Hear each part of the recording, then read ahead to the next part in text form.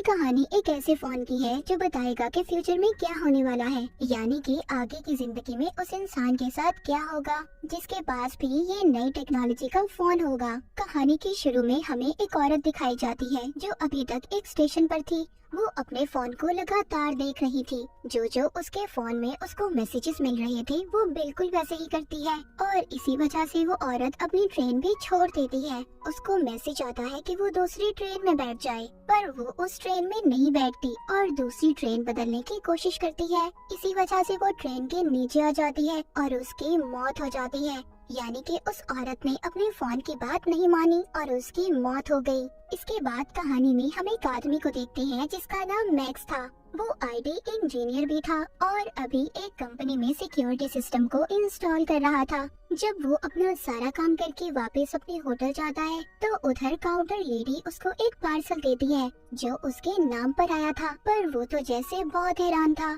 क्योंकि अभी तक ना वो इस जगह पर सही से किसी को जानता था और ना ही उसने ऑर्डर पर कोई चीज मंगवाई थी, क्योंकि वो तो सिर्फ अपने काम के सिलसिले में यहाँ थाईलैंड आया था। लेकिन खैर ये उस पार्सल को अपने कमरे में ले जाता है। जब जाकर उसे खोलता है तो उसमें एक लेटेस्ट टेक्नोलॉजी का मोबाइल फोन था। उस फोन पर जीजीटी की ब्रांडिंग थी, मतलब इस कंपनी ने इस फोन को बनाया था। वो हैरान था कि ऐसी तो कोई कंपनी मार्केट में नहीं है। खैर कुछ टाइम के बाद उसी मोबाइल फोन पर मैसेज आता है कि उसे आज रात और इसी होटल में रुक जाना चाहिए क्योंकि कल इस होटल में लोगों को खास किस्म का डिस्काउंट दिया जाएगा। मैक्स को ये आइडिया बहुत अच्छा लगता है क्योंकि एक दिन और रुककर वो थाईलैंड घूमना चाहता था, इसीलिए वो एक और रात के लिए कमरा रहने के लिए ले लेता है और अगले सुबह की फ्लाइट को भी वो कैंसिल कर देता है। जब मैक्स यहाँ पर रुककर घूम रहा था, एंजॉय कर रहा था, तभी वो खबर सुनता है कि जिस प्लेन में वो जाने वाला था वो आज के दिन क्रैश हो चुका था, उसका एक्सीडेंट हो गया था। मैक्स ये खबर सुनकर शुक्र करता है कि वो आज वापस नहीं गया और अपने आप को खुश नसीब भी मानता है। अब दोबारा से उसको फोन पर मैसेज आता है कि अगर तुम अमीर होना चाहते हो तो तुम्हें एक स्टॉक को खरीदना होगा, पर वो इस बात पर ध्यान नहीं देता और उस मैसेज को डिलीट कर देता है। पर जब वो अपने कमरे में था तो वो टीवी पर खबर सुनता है जिस स्टॉक को खरीदने का मैसेज उसके पास आया था उसकी कीमत बढ़ गई थी।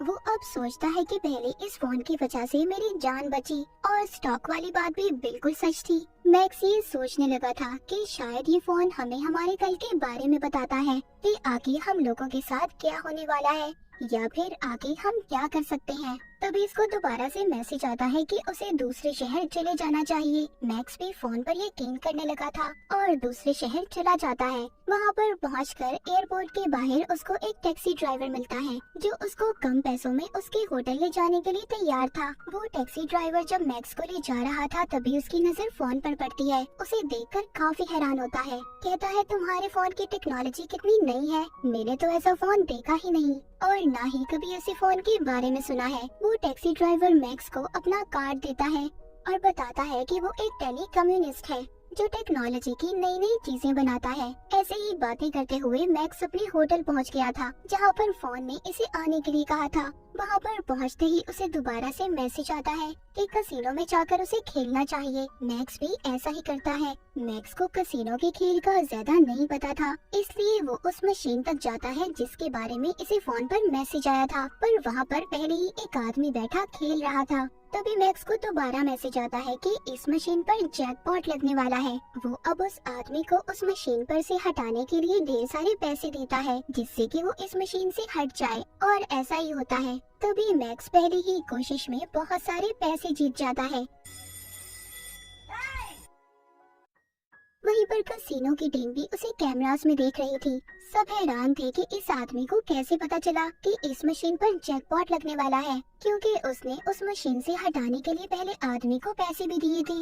मैक्स जीते हुए पैसों से और ज्यादा कार्ड्स खरीद लेता है और दोबारा से खेलता है। इस बार भी वो जीत गया था। अब तो वहाँ की सिक्योरिटी टीम को मैक्स पर पूरा शक था क्योंकि बार बार वो अपने फोन को देखकर खेल रहा था। जब वो कसिनो से जाता है तो वहाँ के सिक्योरिटी गार्ड उसे कहते हैं अगर तुम दोबारा खेलने आओगे तो अपने साथ फोन नहीं लाओगे, उन्हें शक था कि कहीं ना कहीं इसके फोन में कुछ है, इसीलिए मैक्स अब उसी टैक्सी ड्राइवर को फोन करता है जो इसको एयरपोर्ट के बाहर मिला था। वो उसको कहता है, क्या तुम एक ऐसी डिवाइस मेरे लिए बना सकते हो कि मुझे फोन को देखना ना पड़े और सीधा मैसेज मेरे कान में सुनाई दे। वो टैक्सी ड्राइवर थोड़ा टाइम मांगता है और कहता है, हाँ मैं कोशिश कर सकता हूँ। होटल में जाते हुए मैक्स एक कपल को देखता है जो आपस में लड़ रहे थे। वो उनमें से आदमी को मना करता है तो बदले में वो उसे एक मुक्का मारता है जिससे मैक्स बेहोश हो गया था। यहाँ पर पता चलता है कि ये कपल दरअसल कसिनो के खुफिया एजेंट थे और पता करने आए थे कि मैक्स इतने पैसे अपने फोन से कैसे कमा रहा है। वो उसके फोन का सारा डाटा हैक कर लेते हैं। जब मैक्स को होश आता है तो वो लड़की मैक्स का शुक्रिया करती है कि उसने उसकी जान बचाई, पर साथ साथ उसने कसिनो के मैनेजर को सारा डाटा भेज दिया था। पर अभी भी उन्हें नहीं पता चलता कि उसको मैसेजेस कहां से आ रहे हैं। उधर दूसरी तरफ टैक्सी ड्राइवर ने भी मैक्स के लिए नई डिवाइस को बना दिया था जिसे वो कानों में पहन लेता है और दोबारा से कसिनो में खेलने के लिए जाता है और वही कुछ करता है जो मैसेजेस में उसे करने के लिए कहा जा रहा था। वो लगातार पैसों पे पैसे जीत रहा था। वहाँ की सिक्योरिटी भी तंग आ चुकी थी, इसलिए मैनेजर आकर उसे पकड़ लेता है और उधर ही एफबीआई के एजेंट भी आ चुके थे। एफबीआई की टीम मैक्स को पकड़कर अपने साथ ले जाती है और पूछती है, सच सच बताओ तुम्हें मैसेजेस कौन कर रहा है। पर इस बारे में मैक्स खुद भी कुछ नहीं जानता था। एफबीआई ऑफिसर कसिनो के मैनेजर से मिलता है और उसे बताता है कि ये केस हमारे पास नया नहीं है। इससे पहले भी बहुत से ऐसे केस आ चुके हैं। बहुत से लोगों को ऐसे फोन मिले जिसमें उन्हें पैसे कमाने के तरीके बताए गए, पर जब भी हमने उन लोगों को पकड़कर पूछा कि तुम्हारे पास फोन कहां से आए, और तभी कुछ वक्त के बाद उन लोगों की मौत हो गई। और हर बार की तरह हम इस बारे में कुछ भी नहीं जान पाते। अब ऑफिसर मैक्स के पास जाता है और उसे कहता है, देख तुम्हें हमारा साथ देना होगा और पता करना होगा कि फोन कहां से आया है। ऑफिसर यहाँ पर अपने बॉस को भी फोन पर बताता है कि अभी तक उन्हें कुछ भी नहीं पता चल सका फोन कहाँ से आया। पर हाँ, मैक्स भी अब हमारी मदद करने के लिए तैयार है। वो मैक्स को दोबारा से कसिनो में भेजते हैं और कहते हैं कि इस मोबाइल के डाटा को हैक करने के लिए हमें कम से कम 3 मैसेजेस की जरूरत है। तभी दोबारा से मैक्स को मैसेजेस आना शुरू हो जाते हैं। इस बार भी वो उन्हीं मैसेजेस के कहने पर खेलना शुरू करता है, पर वो हार गया था।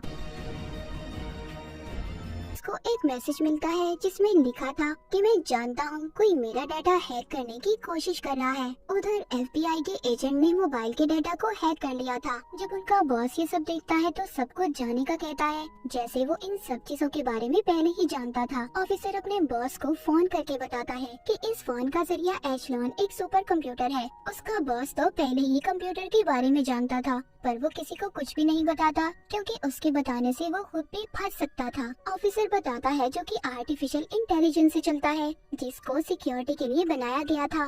सब बातें सुनकर बॉस को ये लग रहा था कि उसको किसी ने हैक किया है। यहाँ पर बॉस एक दूसरे एजेंट को अपने साथ मिलने का कहता है जो मैक्स की तरह ही दिखता था। उसको मैक्स का फोन भी दिया गया था। तभी उसको मैसेज आता है कि रोड को क्रॉस करो। जैसे ही वो ऐसा करता है उसको गाड़ी टक्कर मार देती है। उस बेचारे की वहीं पर मौत हो गई थी। असल मैक्स अभी भी जिंदा था और उसी लड़की के साथ था जो खुफिया एजेंट थी जिसकी उसने जान बचाई थी। पर मैक्स ये बात नहीं जानता था कि वो लड़की एक खुफिया एजेंट है। तभी वो लड़की देखती है कि छत पर एक आदमी गोलियां चलाने वाला है। वो समझ गई थी कि ये लोग मैक्स को मारना चाहते हैं। ऐसा क्यों था? क्या उस फोन की वजह से? ये बात कोई भी नहीं जानता था, पर वो लड़की सबको मार देती है और मैक्स को भी बचा लेती है। अब मैक्स को पता चल चुका था कि वो लड़की जो इसके साथ रह रही थी वो एक एजेंट थी और इसके साथ प्यार करने का नाटक कर रही थी। तभी यहाँ पर हमें पता चलता है कि उन लोगों को मारने एफबीआई के बॉस ने भेजा था। कुछ न कुछ तो जानता था वो उस मोबाइल के बारे में और उसे ऐसा लग रहा था कि मैक्स उनके बारे में काफी कुछ जान गया है, इसीलिए उन आदमियों को मरवाने भेजा था। मैक्स अब खुद भी जानना चाहता था कि ये मैसेज इस फोन पर आखिर कहां से आ रहे थे। उधर बॉस ने भी इस पर नजर रखी हुई थी। मैक्स अब टैक्सी ड्राइवर के पास जाता है जो कम्युनिस्ट था। उसको फोन देकर कहता है तुम्हें पता करना होगा कि सारे मैसेजेस कहां से आ रहे हैं। वो कहता है हाँ मैं पता तो कर लूंगा, पर इस बारे में पता करने में मुझे घंटे लग सकते हैं। जिसके बाद वो सब पता करने की कोशिश करता है। इस बार उसे सब पता चल चुका था। वो बताता है ये सारे मैसेजेस एक सुपर कंप्यूटर कर रहा है, जिसको एशलॉन एआई भी कहा जाता है, जो सब कुछ खुद से सोच सकता है।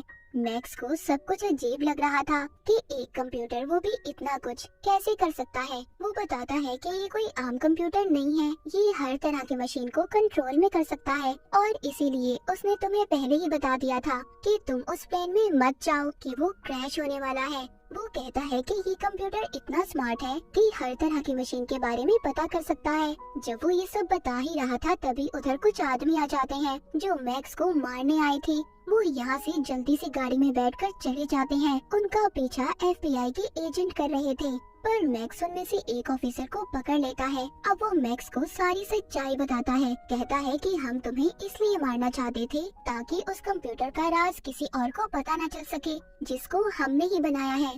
पर अब वो खुद से काम कर रहा है जो खतरा बन सकता है, इसीलिए हम तुम्हें मारना चाहते थे ताकि इस बारे में तुम किसी को कुछ न बताओ। तभी मैक्स को मैसेज आता है। उसको उसी जगह पर जाने का कहा गया था जहाँ पर मैक्स ने सबसे पहले सिक्योरिटी सिस्टम को इंस्टॉल किया था। वहाँ पर भी वो कंप्यूटर मैक्स को कैमरे की मदद से देख रहा था, और उसको यहाँ पर मैसेज आता है कि यहाँ पर जितने भी कंप्यूटर हैं सबको एशलॉन सुपर कंप्यूटर से कनेक्ट कर दो, जोड़ दो, जिससे वो कंप्यूटर अपडेट हो जाएगा।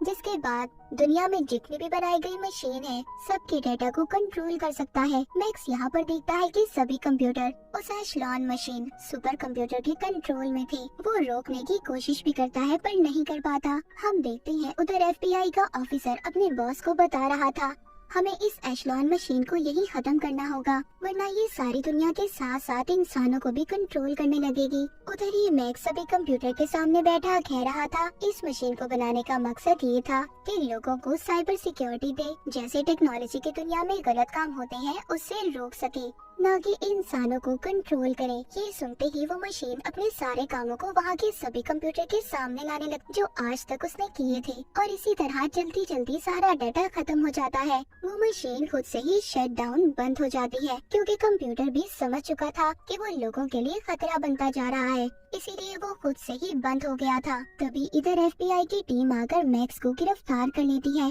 पर कुछ वक्त के लिए फिर उसे छोड़ दिया जाता है। मूवी के आखिर में हमें ये भी पता चलता है कि वो टैक्सी ड्राइवर दरअसल एक कैप्टन था जो इसी मिशन पर काम कर रहा था। उसने एशलॉन सुपर कंप्यूटर को बंद करवाना था। तो बाज दफा हमारी जिंदगी में कुछ ऐसी चीजें आती हैं जिसको बनाते तो हम फायदा पहुंचाने के लिए हैं, पर वो हमारे लिए नुकसानदेह साबित होती है। तो हमें हर चीज का उतना ही इस्तेमाल करना चाहिए जितनी उसकी जरूरत हो। जरूरत से ज्यादा चीजों को इस्तेमाल करना हमारे लिए खतरा हो सकता है, जैसे कि मोबाइल फोन या फिर कोई भी नई टेक्नोलॉजी की चीज। और इसी मैसेज के साथ ये मूवी यहीं पर खत्म हो जाती है।